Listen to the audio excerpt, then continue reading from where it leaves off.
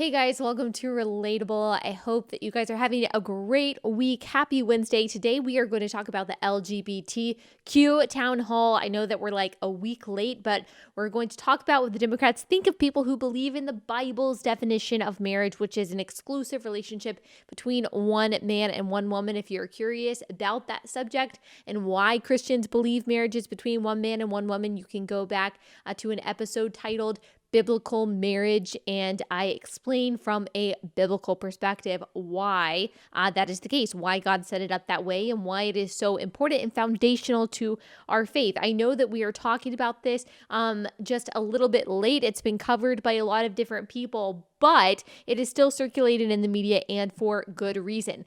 The reason is this. This is where conservatives have said that the left is going for a long time when it comes to not just condescension of people with traditional values, but legal restriction of people and organizations with traditional values. We have seen the writing on the wall since the Obergefell decision in 2015, claiming that same-sex marriage is a human right. We have been able to see that soon our religious liberty will be at stake in light of that decision. And we were right. But before we get into the examples of why, I want to tell you guys about Genesis 9:50. So if you're like me and you have pets, you might be looking at your carpets and your rugs and you're thinking, oh my gosh, my pets, Rachel McAdams, that's my cat's name, has ruined my rug. They've ruined my carpets. You might be thinking something similar to that. But before you throw them out and before you get new carpets and new rugs, you should try Genesis 9:50. It's this amazing pet stain and odor remover. It breaks down the bonds of stains and odors so that they are gone for good. It has an antibacterial component that removes pet stains and odors from carpet and padding. It can be used in carpet cleaning machines. It's also green, so it's safe for you and for your pets and for your family, which is great. There are a lot of pet cleaners that just don't work, so that's why it's time to buy Genesis 9:50. It's also not just for pet stains. You can clean your entire house, so that's bathrooms, kitchens, countertops, garage floors, oil and grease stains, all of that. Before you purchase new carpet, you have to try Genesis 9:50. It is available on Amazon.com, but if you order a gallon direct at Genesis950.com, you will receive a free spray bottle and a discount using code BLAZE. That is Genesis950.com, Genesis950.com. Okay, so like I said, Christians and people of traditional values that have all kinds of religions, but typically it's evangelical Christians who are kind of in the crosshairs of this kind of conversation. We've been saying for a long time, okay, our religious liberty is at stake if we view same-sex marriage as a fundamental right. Churches will not long be able to exercise their freedom of religion, or there will be some tension between freedom of religious expression, our First Amendment rights, and the right of same-sex couples to get married. We have seen that tension a lot over the past few years. And there was a line by presidential candidate Beto O'Rourke that really just brought it home. Do you think religious institutions like colleges, churches, charities, should they lose their tax-exempt status if they oppose same-sex marriage? Yes.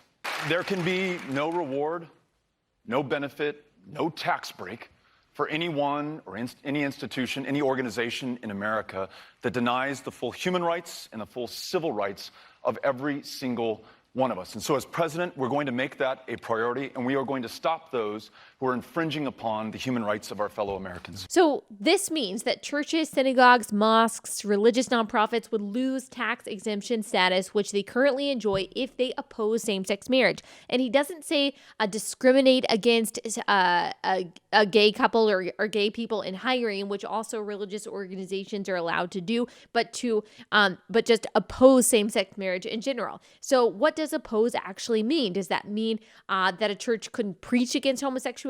Does that mean refuse to perform same-sex weddings? What does that mean, and how are they planning to accomplish it constitutionally? Since Obergefell, like I was saying earlier, Christians have been asking, how will this decision affect religious liberty, which is not by definition just a Christian or a conservative value, but a constitutional right? If same-sex marriage according to the court in 2015, is also now a right. Which one is going to have to give way when the two come in conflict? How will churches and religious organizations be able to legally avoid embracing it? The dissent in Obergefell in 2015 brought up these exact concerns. These are not new concerns that people are having. The dissent knew that this was coming. It probably has come more quickly than they thought that it was going to. It's only been 4 years since this decision. And they knew back then that this battle was ahead. So this is what Chief Justice John Roberts wrote in his dissent in Obergefell. Hard questions arise when people of faith exercise religion in ways that may seem to be seen in conflict with the new right to same-sex marriage. When, for example, a religious college provides married student housing only to opposite-sex married couples, or a religious adoption agency declines to place children with same-sex married couples. Indeed, the Solicitor General candidly acknowledged that the tax exemptions of some religious institutions would be in question if they oppose same-sex marriage. There is little doubt that these and similar questions will soon be before this court. Unfortunately, he says, people of faith can take no comfort in the treatment they receive from the majority today. Clarence Thomas then said this in his dissent. In our society, marriage is not simply a governmental institution. It is a religious institution as well. Today's decision might change the former, but it cannot change the latter. It appears all but inevitable that the two will come into conflict, particularly as individuals and churches are confronted with demands to participate in and endorse civil marriages between same-sex couples. This is the problem with the government getting involved in marriage at all. It was not originally a civil agreement. Marriage was a religious covenant. It was a religious association. It was defined by the Bible. This is not something that is supposed to be defined by the government. No matter where you stand, though, on same-sex marriage, Obergefell was a horribly decided case. No matter where you stand on it, Thomas articulates one of the reasons why. Had the majority allowed the definition of marriage to be left to the political process as the Constitution requires, the people could have considered the religious liberty implications of deviating from the traditional definition as part of their deliberative process. Instead, the majority's decision short-circuits that process with potentially ruinous consequences for religious liberty. And still, the left said in 2015, oh, calm down, you religious, archaic Christian bigots. No one is bothering you. This has nothing to do with you. If you don't want gay people to get married, then just don't be gay yourself. This doesn't affect you at all. Your precious liberty is fine. It has taken 4 years. 4 years.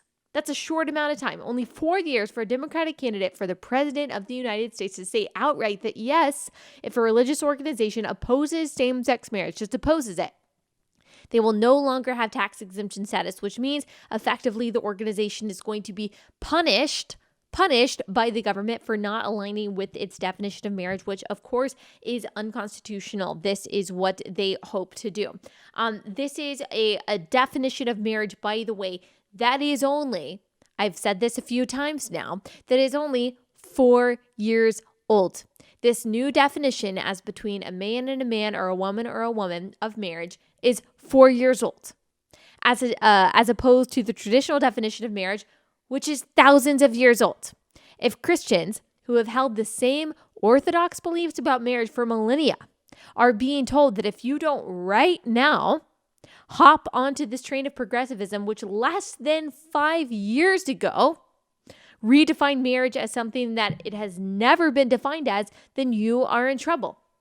And lest you think this is just crazy Beto yelling into the wind, remember that the Equality Act, which is the Democrats' darling legislation that will not pass through the Republican-controlled Senate right now, but is going to be, it's going to be held on to, it's going to be pushed until it is passed, I guarantee you, in the years to come, basically affirms the direction that Beto is headed. Episode 115 covers the Equality Act in full, but let me remind you what the Equality Act actually does. It makes irrelevant any religious or conscience exemptions for doctors. Under this bill, a doctor is required to perform sex change surgery and provide hormone therapy even to children. Now, they can maybe find protection under the free exercise arguments or other conscience objection legislation, but that's really unsure under the Equality Act. Religious schools would be regulated under this act, even if they take no funding from the federal government, meaning they could not choose to not hire or fire a teacher, for example, who is in a gay relationship or who is transitioning. You might not agree with these religious schools' views, but Christian schools operate under the Bible. And the Bible is clear about marriage and gender. And so by regulating them, by the government regulating them, you are forcing them to ignore and condone what the Bible says is sin. That is the opposite of religious liberty. That is tyranny. You can see that whether you're a Christian or not. There is a Supreme Court case, Employment Division versus Smith, that held that religious dissenters are subject to generally applicable laws, which means under the Equality Act, there would be very little, but very little recourse for religious people who object to these laws. Also, under the Equality Act, athletic teams would be forced to allow transgender boys and girls to compete on athletic teams that correspond with their gender identity rather than their biological sex. The law actually says that individuals cannot be denied access to a locker room or dressing room, no matter their gender or their gender identity. The act also says that sexual orientation and gender identity are protected classes of people, as race and sex already are. The Supreme Court is currently deliberating on a case that would make sexual orientation and gender identity protected classes. This likely means that private places of employment and religious organizations and religious schools will be prohibited from choosing not to hire someone based on their gender identity or sexual orientation. The reason why that is different than not hiring someone based on their race or sex, which we would consider immoral, the reason it's different not to hire someone as a religious organization based on their sexual orientation or gender identity is because there is a moral component to it. There is a biblical component to it because, as I've already said, God already set up what marriage was. God already set up what gender and sex was in the Bible. There is no question on that. So if you have a biblical worldview, there would be a moral and biblical reason not to hire someone who is transgender or not to hire someone who is in a same-sex relationship. You don't have to agree with that. If you're not a Christian or if you don't hold this worldview, I don't expect you to agree with that.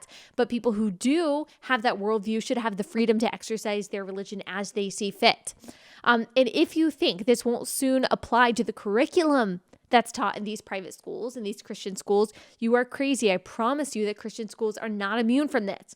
The goal is total and absolute control of the schools, control of the churches, control of what is taught and what is preached. That is the goal. And they justify these totalitarian tactics by saying that they are limiting practices that, quote, harm people. But harm, in their terms, actually just means offend. Because the leftist dogma, the leftist point of view believes that the LGBTQ community and other minority groups have a right not to be offended, and that right trumps your constitutional right to free exercise of religion, to teach your kids what you want to teach them, to preach to your congregation what you want to preach to them. That is not a slippery slope fallacy. If you think that the liberals like Beto only want to decimate one part of the First Amendment, the free exercise part, and not another part of the First Amendment, the free speech part, then you are kidding yourself. And I've heard people say, well, oh, this is just Beto. He is just crazy. Yes, he is crazy. But so are the rest of the candidates on stage. He was just the only one brave enough to clearly articulate what they're all thinking. Here is what Elizabeth Warren has to say about people who believe in traditional marriage. I am old-fashioned, and my faith teaches me that marriage is between one man and one woman. What is your response? Well, I'm going to assume it's a guy who said that. And I'm going to say, then just marry one woman. I'm cool with that. Assuming you can find one. So this is what Liz Warren thinks.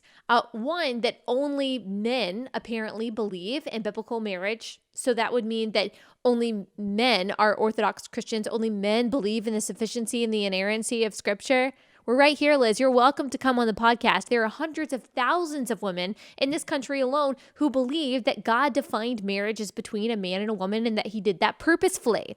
Again, you should go back and listen to the biblical marriage episode if you want to know why, Liz Warren. You are totally welcome to do that. But to her, if you believe in the Orthodox view of marriage, then you are completely repugnant.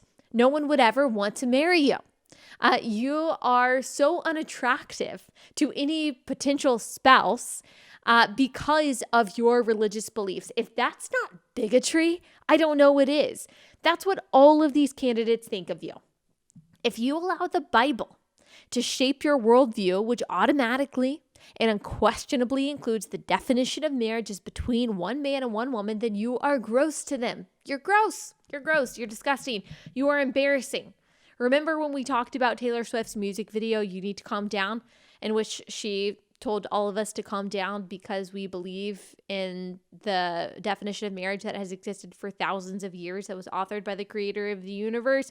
Yeah, that's what they all think, that we just need to calm down. But the reality is, I don't think it's us we're not the ones that are losing our cool. What we saw from the stage at the LGBTQ town hall was that this is a religion.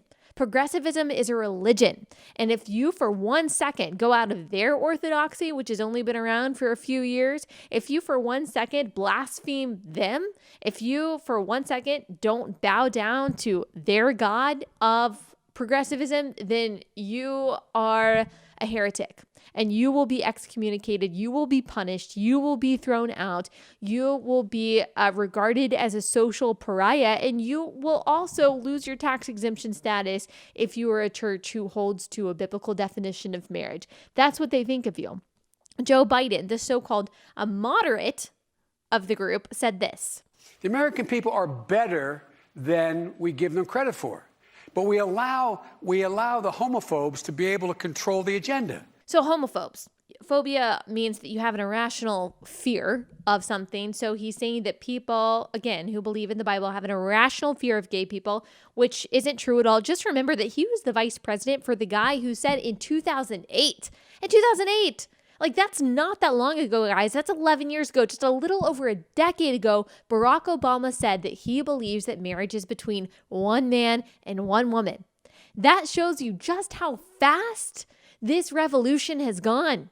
This gender and sexual revolution has gone over the past 10 years. And we are being told, if you don't get on this crazy train right now that's going a million miles a minute, not knowing where the heck it's going, by the way, then you're wrong. You're on the wrong side of the tracks. You're on the wrong side of history, and we will make you pay. Christians need to learn something. Christians need to learn that the Democrats, for the most part today, not all Democrats for sure, but the Democrats represented on this stage, the Democrats that are represented in the media, they don't like you. They don't like you. They hate you. They hate your worldview. They hate your Bible. They hate your beliefs. Therefore, they hate your God. They hate what you think, and they will only accept you. If you are a Christian, the left will only accept you if you water down your faith so much to the point where you're basically an agnostic who uses the name of Jesus when it's convenient for you. Those are the only kinds of Christians and really the only kinds of religious people that they really like. Any kind of religious person, so whether you are Jewish or a Muslim who actually holds to the tenets of their faith, which happen to be pretty traditional when it comes to marriage. Obviously, those three religions differ on a whole lot, but traditional when it comes to marriage, if you actually hold to that, well, then there's a huge problem. No, the left wants you to be an agnostic who just believes in the culturally convenient and the socially acceptable parts of your faith. They hate you. If you disagree with them, they will call you a bigot. They will punish you legally. They don't believe in your right to think or say or believe what you want, and they will come for your freedoms. They will come for your kids' schools, and they will probably in our lifetimes come for your kids. They will not believe that you have a right to raise your kids how you want to raise them because they will say you're harming your kids. This is bigoted. This is some form of emotional or gender abuse because you say that marriage is between a man and a woman and that your biological sex actually determines your gender. They will say this is wrong. They will come for your children. So if you want to know, this is not fear-mongering, by the way. The writing is on the wall in the same way that this tax exemption taken away was written on the wall a few years ago, and all Christians said that it was going to happen, and now it is actually talked about openly that it is going to happen or that Democrats want it to happen. The writing is on the wall. It's not fear-mongering. And if you want to know, guys, why evangelical Christians support Donald Trump, this is why. I'm so tired of hearing from people, Christians and non-Christians alike, how can evangelicals support Donald Trump? He is so immoral. He has, married so many women. He has been sexually promiscuous. He says terrible things, and it's all true. It's all true, and I'm not saying that we shouldn't care about those things or we shouldn't call those things sin because they are sin. We should disapprove of those things. We do not support Donald Trump because he is Christ-like.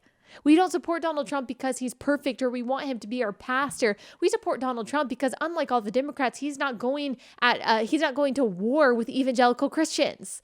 He is not trying to take away our freedom. He is not trying to stand in the way of our liberty. He's not telling us what to preach or what to teach our kids. He's not saying that he's going to take away the tax exemption status from churches who believe in traditional marriage. That is why evangelical Christians support Donald Trump. Because at least he's going to leave us alone. At least he believes in religious liberty. At least his administration is fighting for religious liberty. So if you want to know why evangelical Christians keep voting for this guy, it's not because we think he's our Messiah. At least I'm speaking for myself and the people that I know that support him. It's not because we think he's perfect. It's because at least he's going to protect our liberty. At least he doesn't hate us.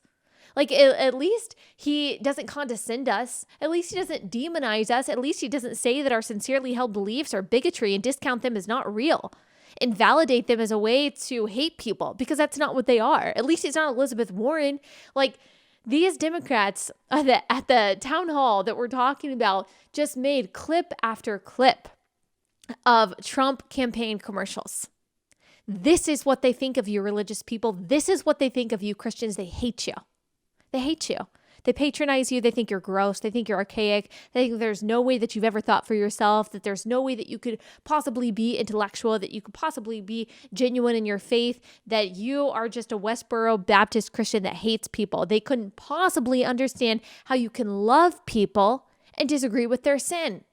Why? Because their religion of progressivism refuses to let them see the world that way. I want to play you another clip of Cory Booker. He says that he is going to go after schools that deny LGBTQ students equality. And I will, number one, change the Trump administration's guidance back to what the Obama administration's guidance was, that schools should allow people to use the bathrooms that conforms with their gender identity. But we cannot stop there. We must use our Department of Justice and our Department of Education's Civil Rights Division to go after schools that are denying people equal rights and equal protections. So this is what I mean when I say that Democrats have placed themselves in opposition to churches. And I think that this is a huge mistake for their part. I think that this is going to cost them the election, because they think this is what, unfortunately, people in the leftist media, people in DC, people in New York and in San Francisco and LA, they assume that most of the country thinks the way they do. Most of the country is just as extreme as they are, that no one really believes in traditional marriage. No one believes really that biological sex corresponds with gender. That's just a tiny little sliver of people, and they're going to be extinct pretty soon. There's certainly no young people that believe that way. Anyone who is in any way sophisticated or who has been educated at all, or who is under the age of 60, they are all on the right side of history, and they believe in this gender and sexual revolution. And so they think that they can get away with saying things that we're going to go after Christian schools. I don't think that they recognize the ire of parents in suburbia. I don't think that they recognize that there are a lot of Christian women who, for a while, maybe they were kind of considering voting Democrat because, you know what, they don't like President Trump, and they don't like what's going on at the border, and they kind of just think the whole Trumpian thing, the whole demonization of the press is uncouth. They are just not attracted to his style. There might have been some suburban moms who previously voted Republican who were thinking about voting Democrat. In fact, we know that that's kind of been a movement. He's just not attractive to suburban moms. You start telling suburban moms that you're going to infiltrate their schools. Start telling suburban moms that you're going to start telling them what they can teach their kids. Start telling Christian suburban moms that you are not going to allow their pastor to preach what they want to preach about marriage. Start infiltrating our belief system. Start infiltrating our private schools. Start messing with our kids. Start indoctrinating our kids. See how long that lasts. I think you underestimate the passion and the protectiveness of suburban Christian moms. This will start a war in this country. This will start a war in this country if you try to influence our kids through indoctrinating them at school or at church or whatever. If you mess with our private institutions that we have worked very hard to protect and to protect the religious liberty of, you will start a war. You will. And actually, Pete Buttigieg, he said that in a way. He was answering a question about Beto O'Rourke, saying that he was going to take away the tax exemption status. He said that, I agree that anti-discrimination law ought to be applied to all institutions, but the idea that you're going to strip churches of their tax exempt status if they haven't found their way toward blessing same-sex marriage, I'm not sure he understood the implications of what he was saying. I mean, that means not only going to war with churches, but I would think with mosques and a lot of organizations that may not have the same view of various religious principles that I do, but also because of the separation of church and state are acknowledged. So if we want to talk about anti-discrimination law for school or organization, absolutely, they should not be able to discriminate. I'm not going to keep going on that. So at first, I was thinking, okay, Pete Buttigieg, good for him. I would say this is part good for him. At least he understands politically that this is not very savvy to say that you're going to punish churches. He might be on the left side of the theological and the political aisle, but he at least understands that that's probably not the best way to go. Now, do I think in practice he would advocate for something like the Equality Act? Of course I do. And do I think that he really cares too much about religious liberty? No, I don't. But he did bring up a good point about the separation of church and state, and he actually used it for once. Someone on the left used it in the right context. The separation of church and state, first of all, it's not in the Constitution, but it is a principle that is supposed to protect the church from the state, not the state from the church. It's supposed to protect the church from the state, not the state from the church. Of course, we have the First Amendment that prohibits the government from establishing a national religion, but the separation of church and state was supposed to protect the pulpit from the government saying what you can and can't say, how you can and can't act, what you can and can't believe. And he's right about that. The separation of church and state is a principle that is important, not primarily for the state, not primarily for the government. It's not meant to restrict religious people from believing what we want to believe, but restricting the state from infringing upon the rights of the church. And that is what is at stake here. The fact of the matter is, religious liberty and individual liberty is not a value that the left has. They're not interested in freedom. They're not interested in liberty. They're interested in control. That is why they are advocating now for socialism. They would rather have forced equal mediocrity than unequal levels of wealth, unequal levels of success. They want everything to be controlled. In their minds, they think that if they can control everything, if they can control all the variables, then we will be in this equal utopia and everyone will be happy. And that includes controlling religion. And what is actually said, they do not believe in individual liberty. That is not a value that they have. Individual liberty for them is a culprit in inequality and a culprit in oppression. And so in order to rid America of oppression, which of course is never going to happen because the world is sinful, but to rid the world of inequality, they think that they have to stifle individual liberty as much as possible. And if you look at every totalitarian regime, every socialist or communist country in the world or throughout history, religious liberty has always been one of the first things to die. That it's freedom of the press, freedom of speech, in a way, freedom of thought. If you want to know how this goes, just read 1984. That is exactly the path the Democrats are forging, and they don't care. They do not care. Marco Rubio, I thought, made a really good point when he explained on Twitter that this is exactly why so many people can't get on board with Democrats. They would win every election from here on out if they could just not be so extreme, if they could not be so crazy and not be so patronizing and condescending and downright hateful towards people who don't agree with them, towards the millions and millions of people who believe and who have traditional values. They would be able to win every election from here on out. But because they cannot be not extreme, because they don't care about individual liberty anymore, because they are catering to such a small minority of so-called marginalized groups, they are going to struggle. And Donald Trump, people like Donald Trump, a candidate that, when you think about it, should never really have won in the first place. People like that are going to keep winning. It's not going to matter who you could put up Kermit the Frog on the right, and Christians are not going to vote for people on the left who talk like this, who say that they're going to take away our First Amendment rights or try to take our First Amendment rights through as many means and whatever strategic means possible.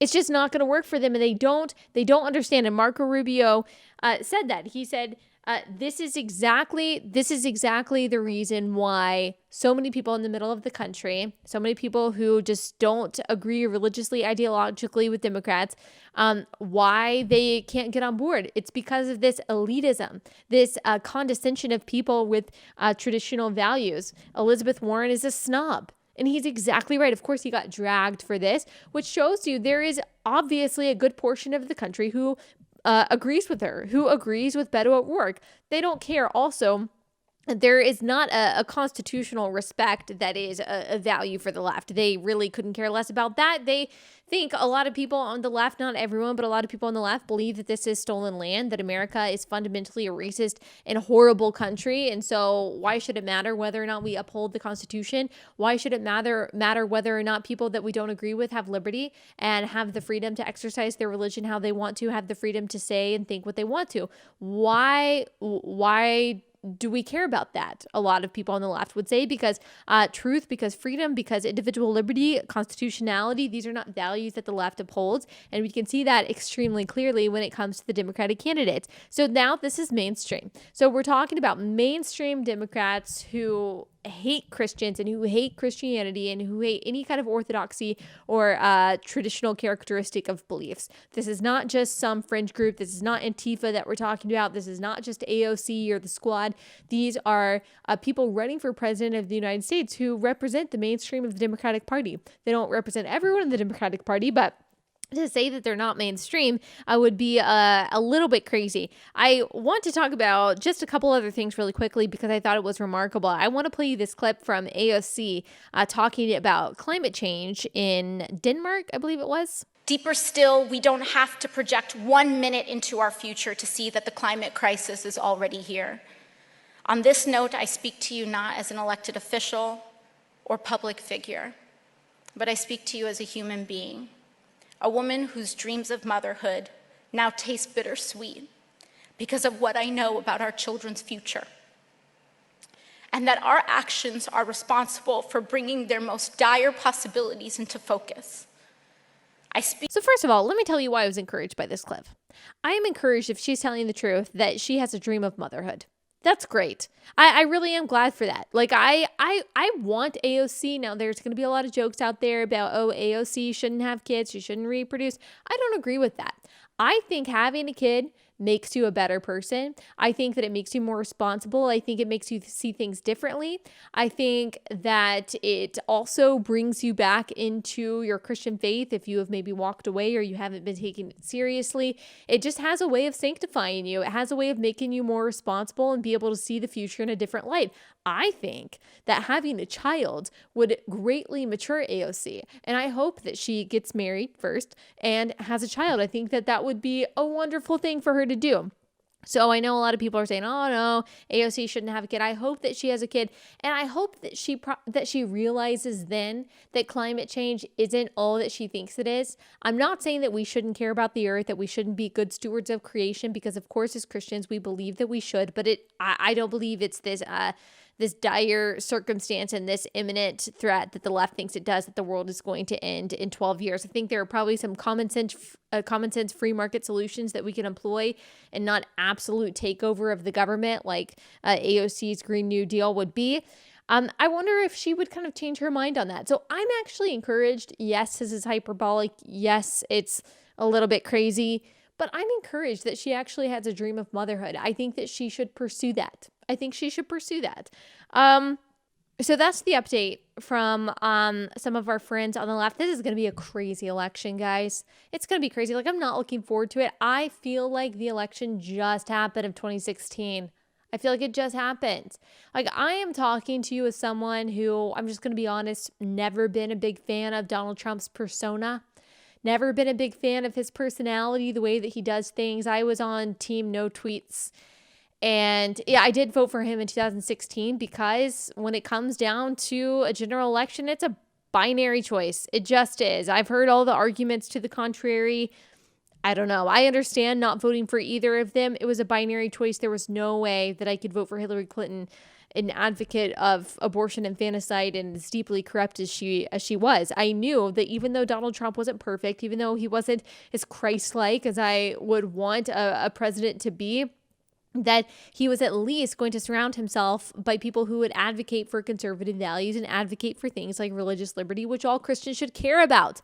If you don't care about religious liberty, then you are stuck in a privileged bubble, and you might want to read up about what's going on in China right now, how Christians and Muslims are thrown into concentration camps and gulags and executed, and their organs are being harvested. If you want to see what it looks like when a totalitarian regime takes away freedom of religion, freedom of the press, and free speech, then you could just read up about the atrocities going on in that country, which, by the way, the NBA seems to love and refuses to condemn. I could do a whole episode on that. I could also do a whole episode on what's going on in Hong Kong. When you have protesters, pro-democracy, pro-freedom protesters waving the American flag, I'm like, can we do a little switcheroo? Like, can we do a little switch? Can we take some Hong Kong protesters, make them American citizens, take some people who hate America and religious liberty, like some of the people that we just heard, and switch it? And then the people over here who say, oh, religious liberty is not that big of a deal, Constitution, whatever, they can see how it is in a communist country and how much people just love it and how great and wonderful it is over there. We can just switch and see how that goes. That's my proposal. I don't know. Maybe I'll talk to President Trump about it. I think I got off track. The point is that 2020 election is going to be a huge deal. And even though I haven't loved Donald Trump, this episode and the things that we have talked about here, it's why I have no other choice but to vote for him. I have no other choice but to convince you to vote for him and to persuade other people to vote for him. Other Christians. Now, I understand if you were on the left why you wouldn't vote for him, but I don't really understand how anyone with any semblance of traditional values could vote Democrat. They hate you. They hate everything you think and everything you believe, everything that you hold dear. I mean, there's just no other way around it. So he bothers me on a lot of different levels. There are a lot of things he said and done that I don't agree with, but really the Democrats, they give me and people like me no choice. They have very much made clear where they stand on the things that matter to us, and that's been their choice, and that's fine. We'll see how it goes for them. Okay, that's all I have today. We will be back here on Friday. I'm so excited for you to listen to the conversation that I'm going to have them with Jeremy Volo. You can look him up on Instagram. He is the husband of who you might know as Ginger Duggar, but he is an awesome person, of course, in his own right. He is studying at Master Seminary in California. That is the seminary that is under the leadership of John MacArthur, and we are going to have an incredible conversation about the gospel and what's missing in young Christianity. And I'm so excited for you to hear that. So make sure that you tune in, and I will see you guys here.